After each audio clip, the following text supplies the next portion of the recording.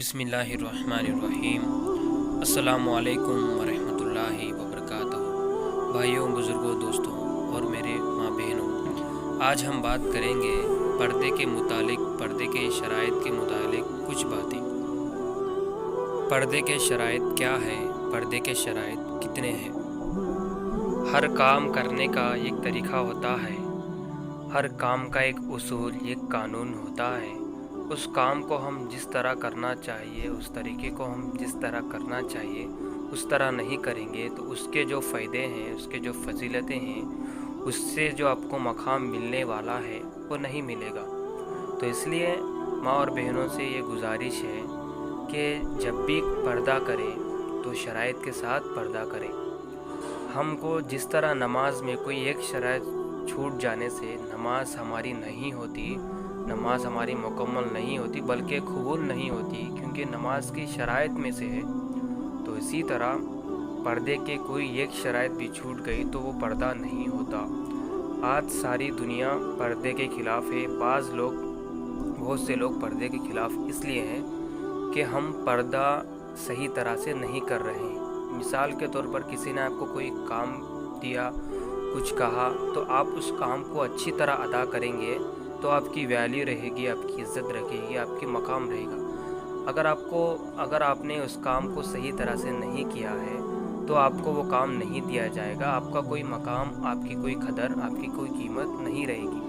تو اسی طرح پردے کو ہم شرائط کے ساتھ کریں گے تو ضرور بضرور جو ہے اس کا فائدہ، اس کے فضیلتیں، اس کا مقام ہم کو آئے گا۔ اب رہی بات پردے کے شرائط کیا ہیں۔ پردہ مکمل سے ہونا چاہیے، ٹوٹل سر سے لے کر پیر تک پورا کا پورا پردہ مکمل ہونا چاہیے، چھوٹا نہیں ہونا چاہیے۔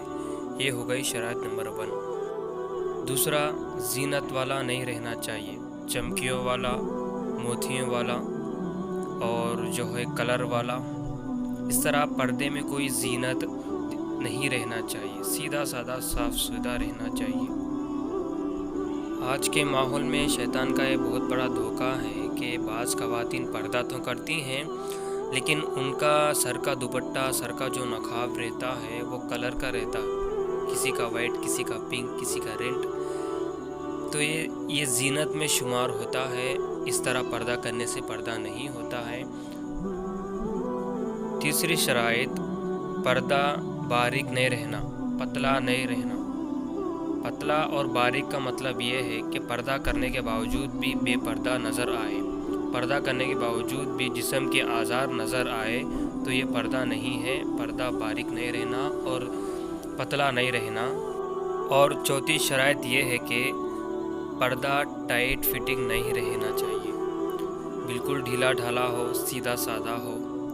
ٹائٹ فٹنگ سے مراد مطلب یہ ہے کہ پردہ کرنے کے باوجود بھی جسم کے آثار نظر آئے، جس سے بد نظری ہو، جس سے گناہ ہو، بے حیائی عام ہو، تو اس طرح کا پردہ کرنا یہ قبول نہیں ہے۔ تو اس لیے پردے کو سیدھا سادہ رکھیں، ڈھیلا ڈھالا رکھیں۔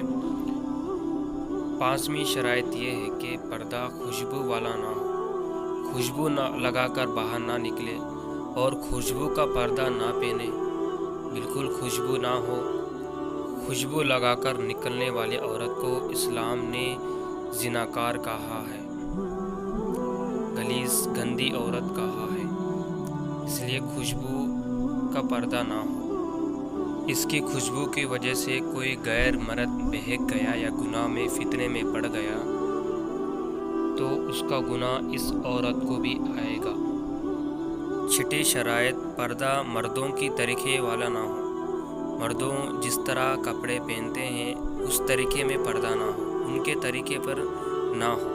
اور ساتواں شرائط یہ ہے کہ پردہ کافروں کی طریقے پر نہ ہو، غیر قوموں کی طرح نہ ہو، ان کی مرضی منمانی سے وہ پردہ کرتے ہیں، ان کے طریقے پر پردہ نہ ہو۔